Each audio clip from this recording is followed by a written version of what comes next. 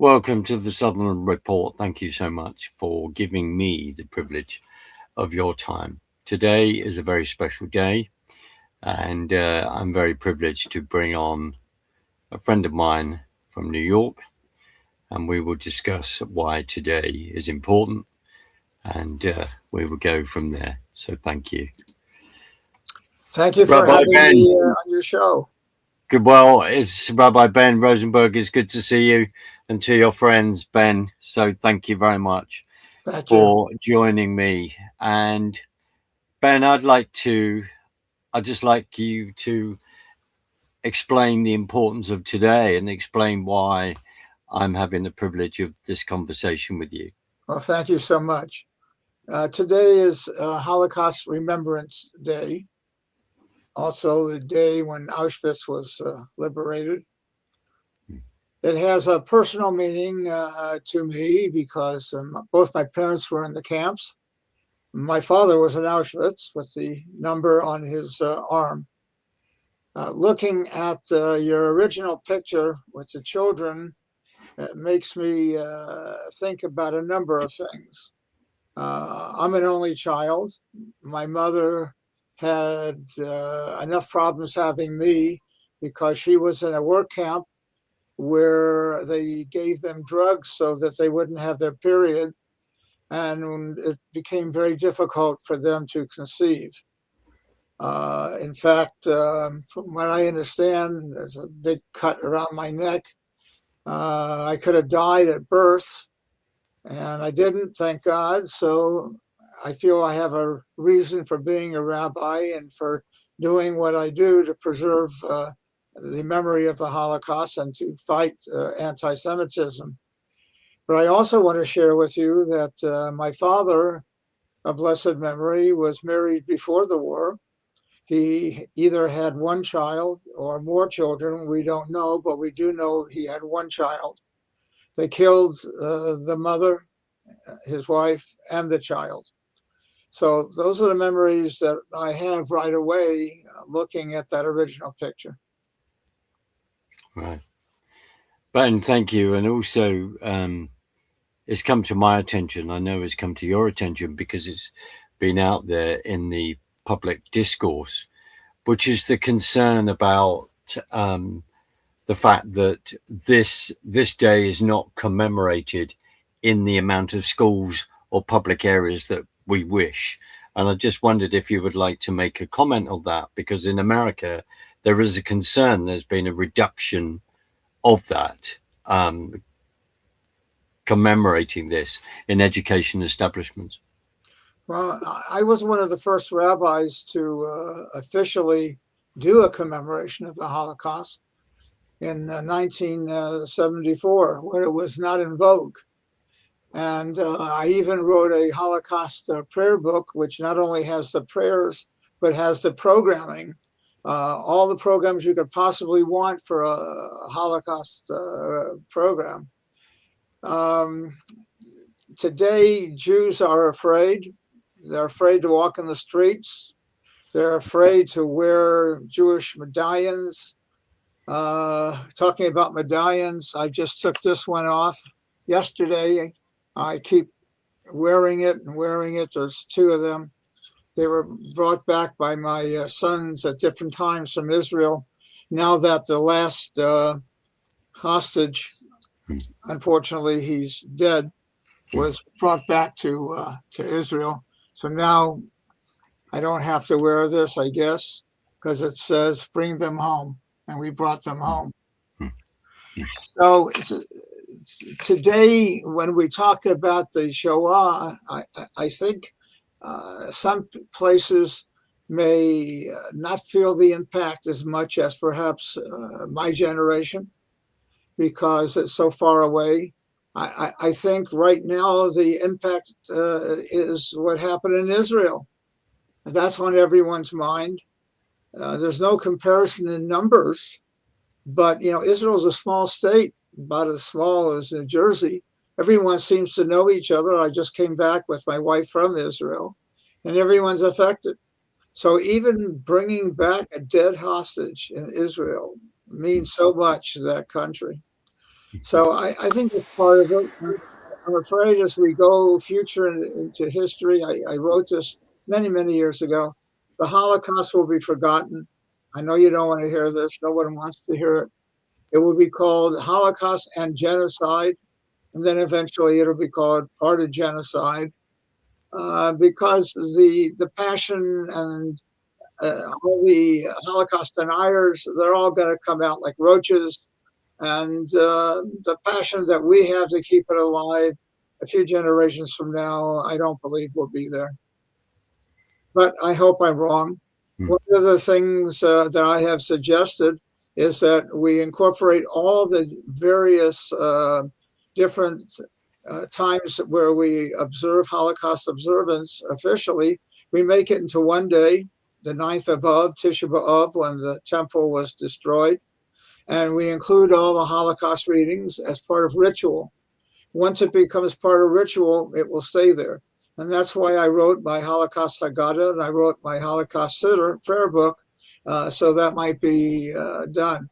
One of the things I promised on this earth is I would furnish future generations with material that they did not have before. So now they can copy me all they want.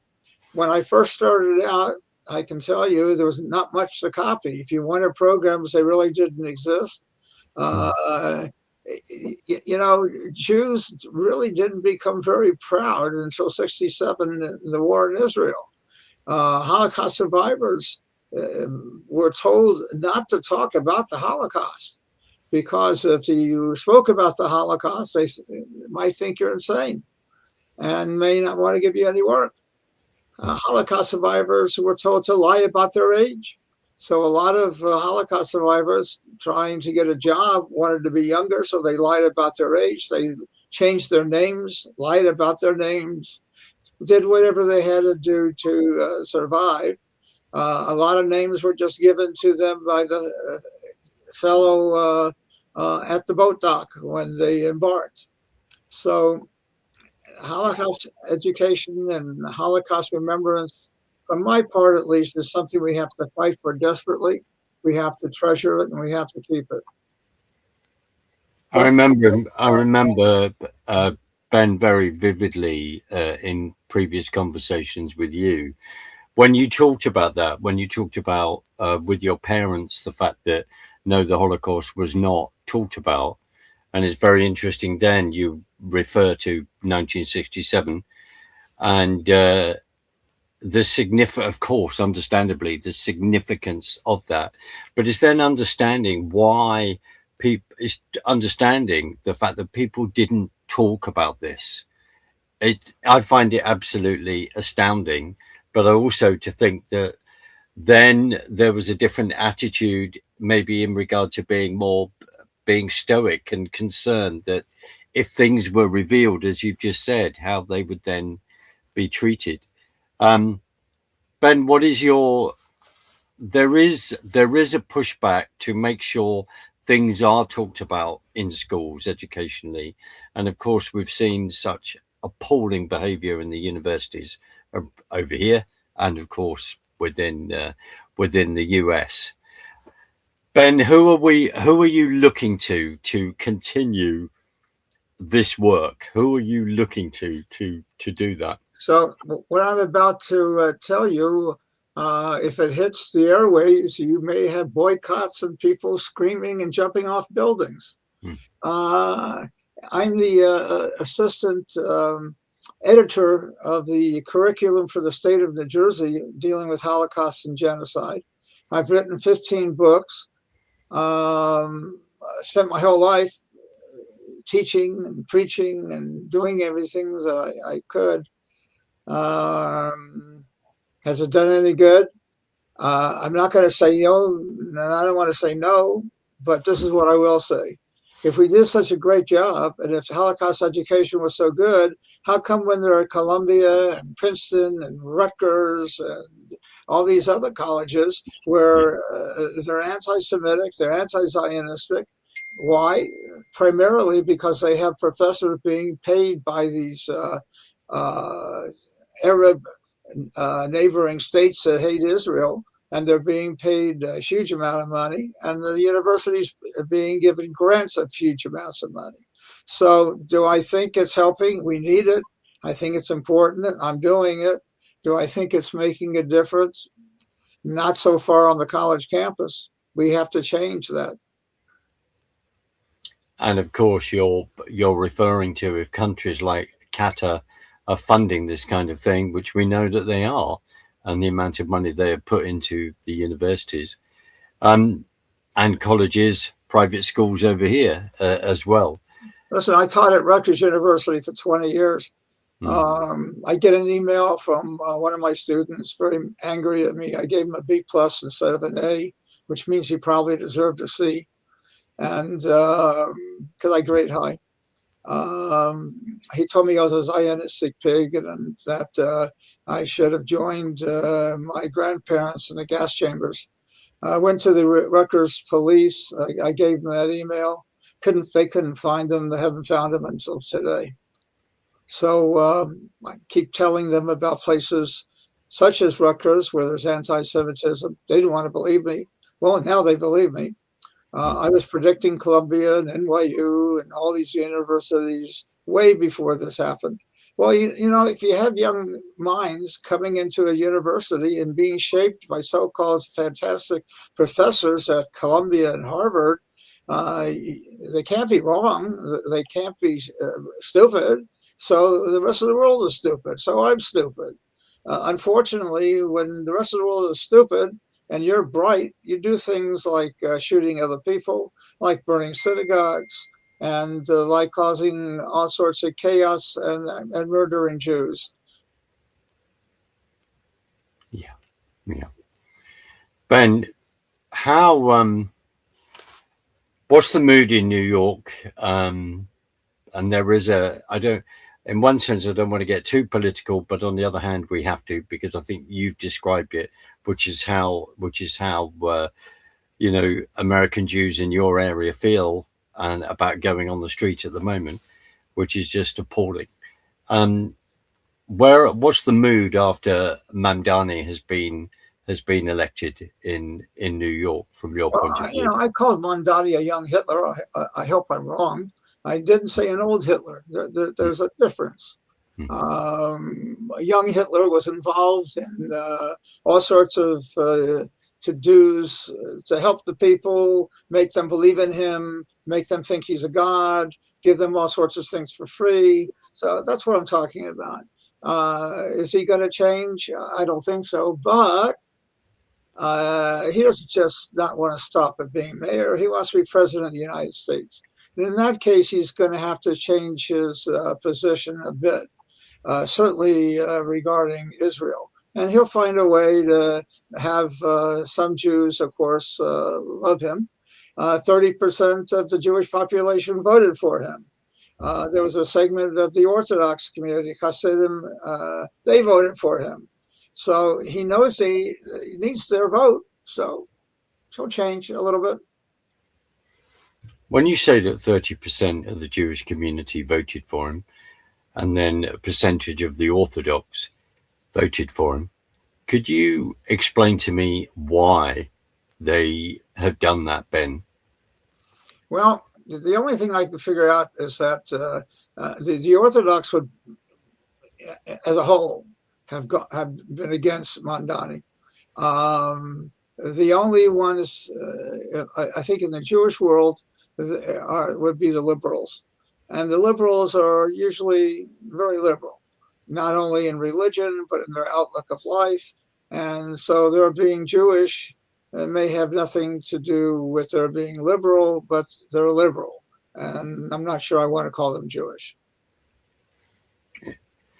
So how come there's that disconnect? I mean, what would their view be, respectfully, of today, where we are honoring, remembering the awful events of the Second World War, when 6 million Jewish people are killed and more? What would be their attitude to today? Would it register them how important this is, their heritage? You mean these 30%? Yeah. I would think that if part of the 30% were had people lost in the Holocaust, it would mean a lot to them. I don't think religion, one way or the other, has anything to do with your feelings regarding lost loved ones and the Shoah and the Holocaust.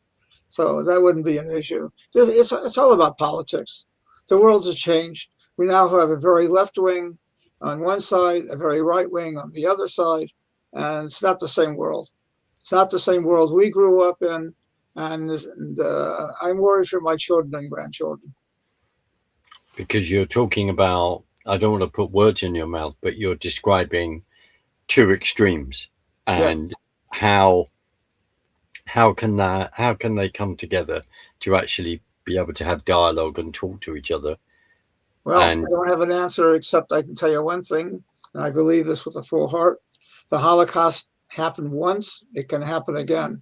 And why can it happen again? Because it happened once. No one in their right mind ever thought that 6 million Jews would be murdered. Who in their right mind could have thought of that? Yeah, I have been asking people to commemorate today on all sorts of channels and with all sorts of Facebook friends. So, some of the people who are not on my side say, why are you talking about 6 million Jews? There were many more. Yeah, there were 50 million people that were killed in World War II.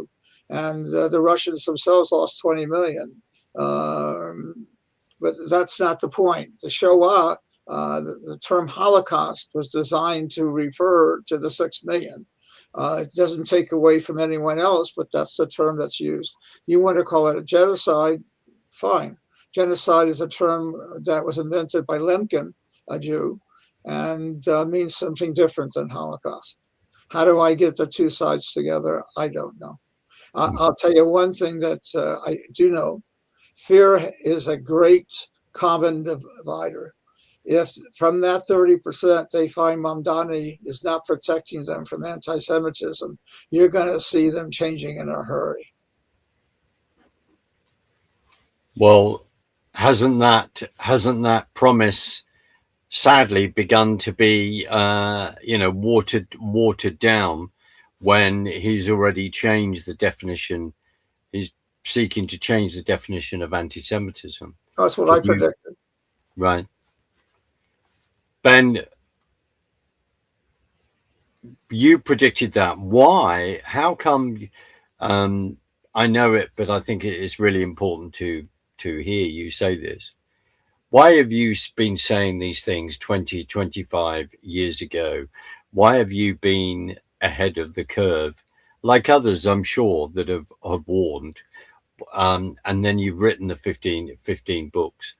Why have you been so? What has deeply concerned you, and especially when you've said, if it's happened once, it can happen again? And frankly, I didn't expect us to be here in this situation, but you had the forethought, sadly, to see, well, it could happen again. Why did you think that?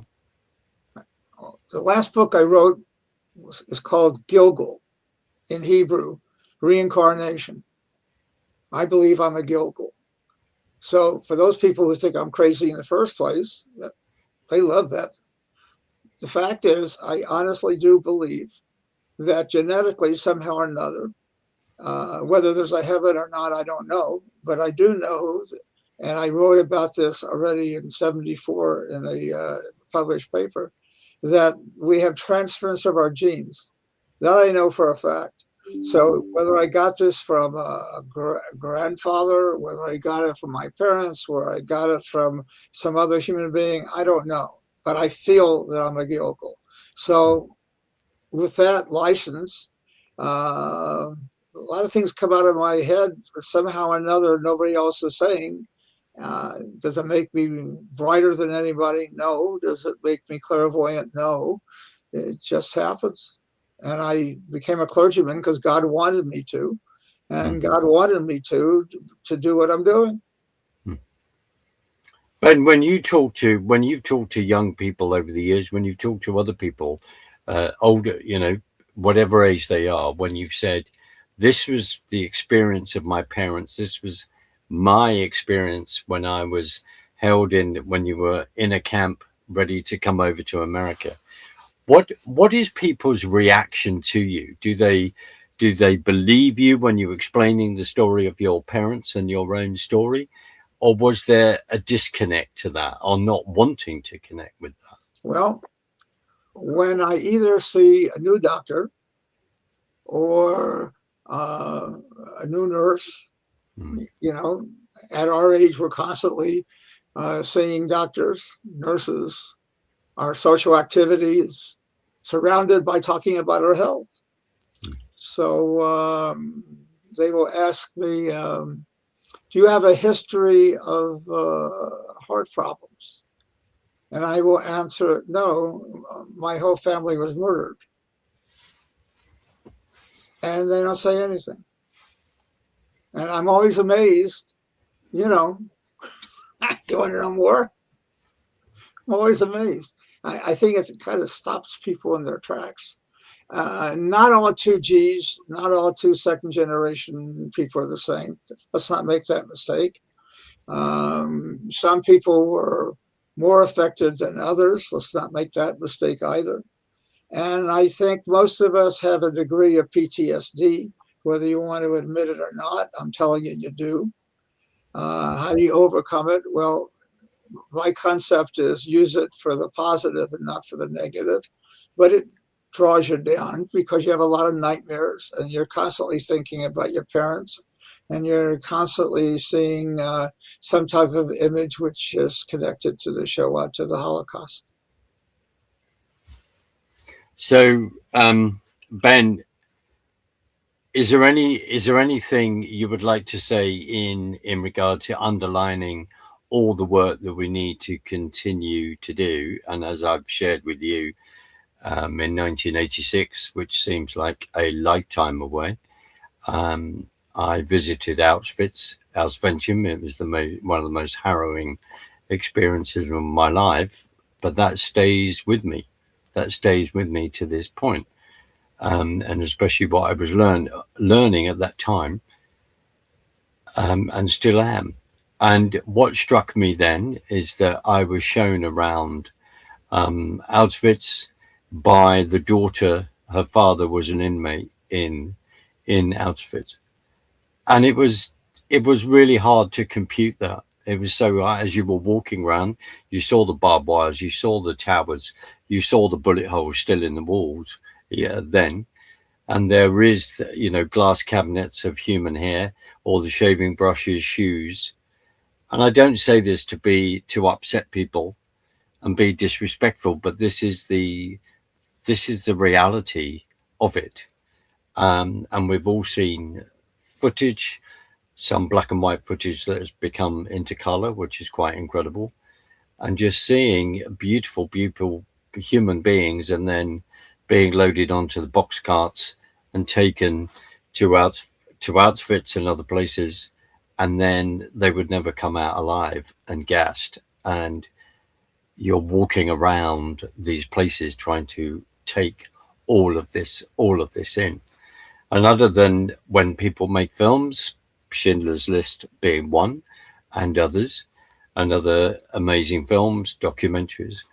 But Ben, what is your sort of last few words, or as many words as you need, on today in regard to what we need to continue to do to educate people?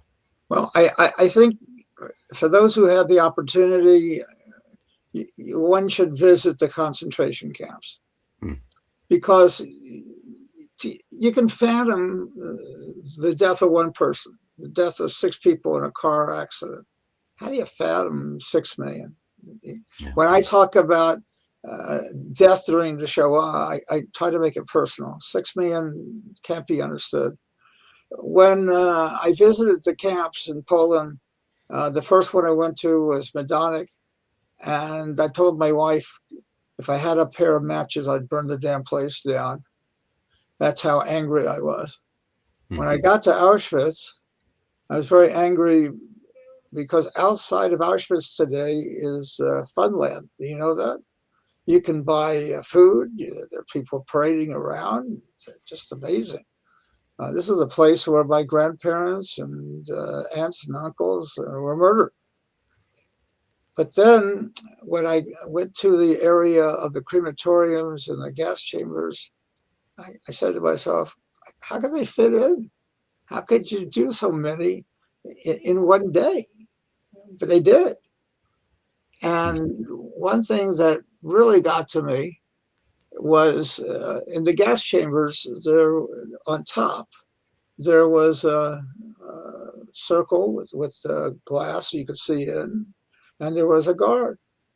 And he would enjoy looking at these people suffer while they were dying. What type of insanity existed there? So anyone who tells me people cannot be animals or cannot be beyond terrible, worthy of hell and purgatory, yeah, you think so? Take a look at the world today. Rape, pillaging, killing, murdering in mass. Christians, Hindus, people of all faiths, people saying the Holocaust never happened. It's a myth. My last request, and I really hope you get this show out today if you can, is to the Christian community. We need you guys more than ever. We cannot fight this battle alone. I'm telling you, we can't. Israel might be able to, but I think Israel needs America. But here in America, especially, we need you. We need you to raise money for Israel. We need you to help make laws to protect us. Yeah, protect us. There are people who want to kill us for no reason at all. And whatever you can do, support your fellow Jew, become friends with your fellow Jew. We're the same as you are. We don't have horns. We don't have tails. You know, I tell a story that I left the place where I was raised, Kansas City, Missouri, and I ended up in another city on a youth convention. And some people asked me if I had horns and tails. That's the first time I was ever asked that question, but it was interesting. So I pray for peace. I thank you for having me on your program. And I just wish you all good health. Ben, thank you so much. Thank you so much for being with me today, especially on today of all days. And I will get this out. And you, on a personal level, you do have my support. You know that. Thank you. I know. I love you. And there are many of us who do support you. Thank you. We are also dealing with a PR machine which is second to none, which is incredible. And as you know, it then fills the noise space. You cannot be a leader if you're worried about what other people think of you. Absolutely. I'm going to be a leader. Bless you. I'm just going to bring this picture up. I think we'll leave it here for people to contemplate on before I play us out. So I think we'll just bring this up, Ben.